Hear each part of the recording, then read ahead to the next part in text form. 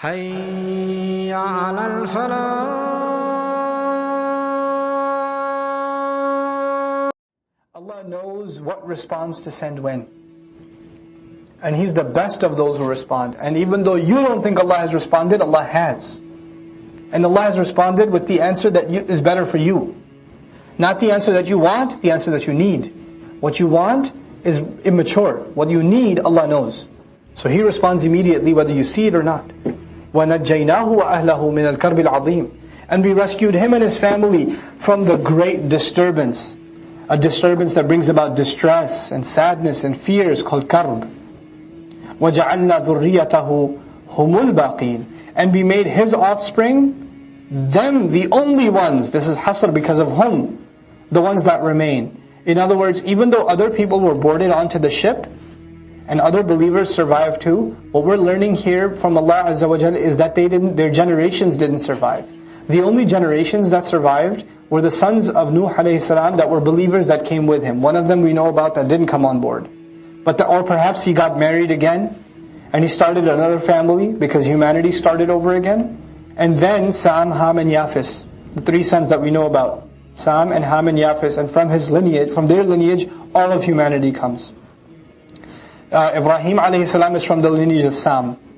Of his three sons, Sam, Ham and Yafis, Ibrahim alayhi salam is from the Sam side. وَتَرَكْنَا عَلَيْهِ فِي الْآخَرِينَ. And we left on it, meaning we left people committed to his path, in those who came in the last of days, in the final of them.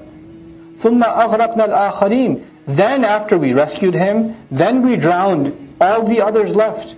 وَإِنَّ مِنْ شِيعَتِهِ لَإِبْرَاهِيمَ. And from his same faction, the same thinking, the same ideology, the same group comes Ibrahim. Ibrahim alayhi salam is, by the way, from the lineage of Sam, you have Ad and Thamud, the nations of Ad and Thamud are from there too. Ibrahim alayhi salam was born in the city of Ur, in Iraq, the ancient city.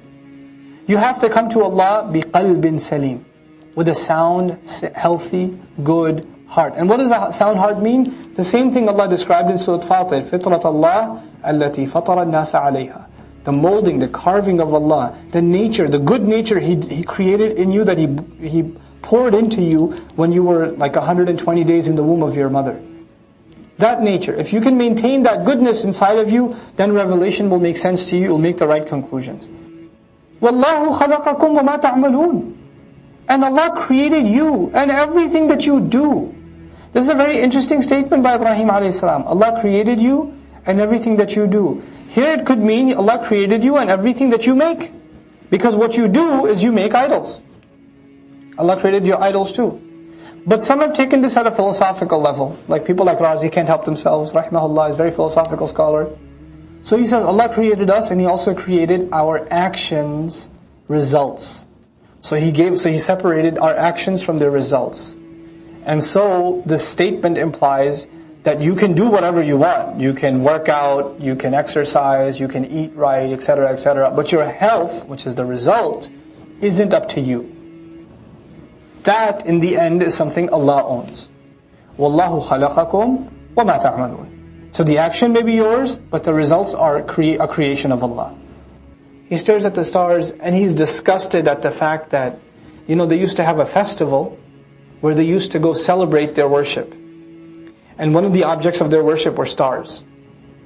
So they were going to go out of the city and go make a big giant religious festival where they would leave the city alone. And this is where we learn when Ibrahim alayhi salam, made judad, made like bits and pieces out of all of the idols.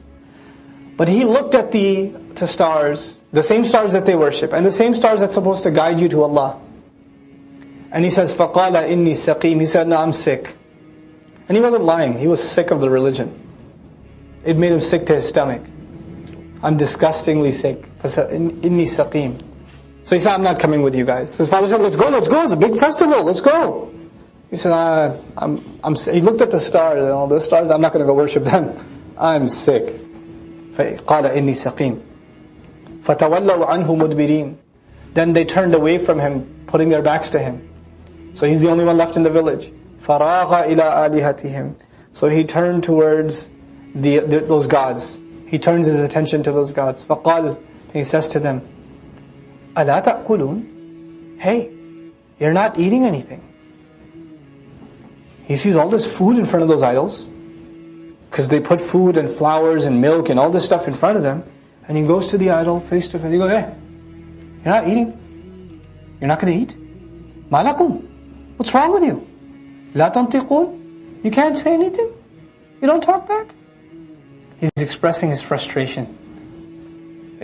Clearly he's a young man at the time. Clearly. فَرَاغَ عَلَيْهِمْ ضَرْبًا. Then he turned around and he smacked one of them. بِالْيَمِينِ. With his right hand. And then what happened after he smacked one of them and it fell to the ground, then you know what happened next, right? Then he went to town on it, and we've already read about that. So Allah just alludes to the fact that first he talked to them first. Like, hey, you look hungry. He's so enraged, and he just went at it. Now, فَأَقْبَلُوا إِلَيْهِ يَزِفُّونَ. Then they came at him, losing their minds, gone crazy. What have you done? What have you done? قَالَ أَتَعْبُدُونَ مَا تَنْحِتُونَ. He said again, do you worship what you've carved? قَالُوا ابْنُوا لَهُ بُنْيَانًا. They said, build a building for him. In other words, first you build this massive tower, then you set it on fire. You don't just build a fire and you keep building it, you keep throwing wood on it. You build this bunyan, huge building that stands on its own. Then you set it on fire. فَأَلْقُوهُ فِي الْجَحِيمِ. Then throw him into the loud flame. Once you set it on fire, the fire itself will be so loud it'll sound like a roar. Then you throw him in it. فَأَرَادُوا بِهِ كَيْدًا. Then they wanted to plan something for him, because people were starting to be impressed with Ibrahim a.s.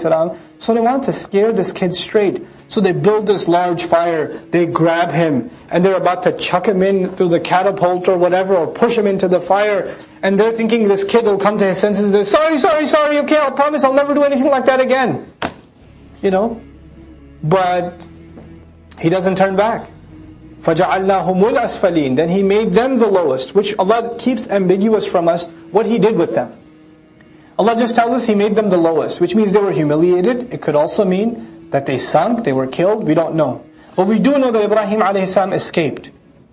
قَالَ إِنِّي ذَاهِبٌ إِلَىٰ رَبِّي سَيَهْدِينَ. He said, I'm going to my master, he'll guide me. Like, you know how beautiful. Ibrahim a.s. is going somewhere. He's going to Palestine. He's leaving Iraq. And by the way, going from Palestine to Iraq, between Iraq and Palestine and Sham, there's a huge desert. And you can't go through that because you won't survive. So you have to go along the Firat, the river Firat, north. So Ibrahim a.s. went on a prolonged journey, where he finally ends up in Palestine. And so, and then from there, of course, you have Mecca, where he's told to make hijrah and leave the child. And then eventually comes Ishaq, etc., etc. So you have Ibrahim a.s. He's not saying, I'm going to Palestine, I'm going to Allah. إِنِّي ذَاهِبٌ إِلَىٰ رَبِّي سَيَهْدِينِ. He'll guide me. رَبِّي هَبْ لِي مِنَ الصَّالِحِينَ. Master, grant me from the righteous. What he could also mean here is, grant me righteous company. And Allah gives him children of the righteous. He grants him children. فَبَشَّرْنَاهُ بِغُلَامٍ حَلِيمٍ. Then we congratulated him of a forbearing, loving, compassionate. Hilm is actually a patient, tolerant child. Hilm also means that you don't get overwhelmed. You don't overreact. You take things and you can absorb them and you can deal with them in a calm way. This is hilm. And it's actually a very rare quality described in the Qur'an. Other than for Allah, which is, of course, hilm is used, halim is used for Allah Himself.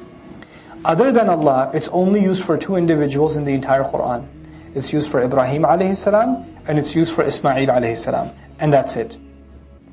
Those are the only two individuals it's used for. فَبَشَّرْنَاهُ بِغُلَامٍ حَلِيمٍ فَلَمَّا بَلَغَ مَعَهُ السَّعْيَ.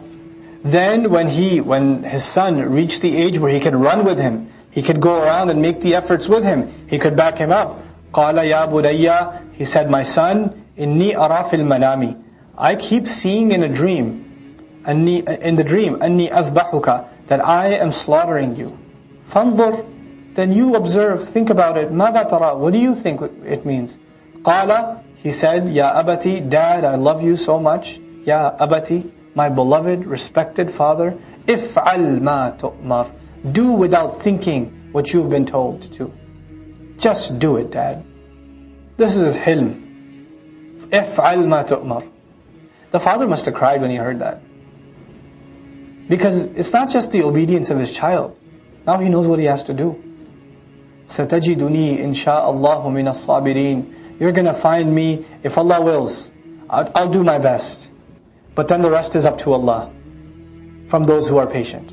Because I don't know my future. I don't know if I'll be patient tomorrow or not. My intention is there. But since it's a matter of the future, I can't even be certain of my own internal state in the future. So I'm going to add insha'Allah. If Allah wills, you'll find me from the patient. Assalamu alaikum wa rahmatullah. If you enjoyed this video, please do share it with friends and family. If you want to see more videos from this series, click on the box at the top. If you want to see other videos, click on the box at the bottom. And don't forget to hit the subscribe button. Thanks.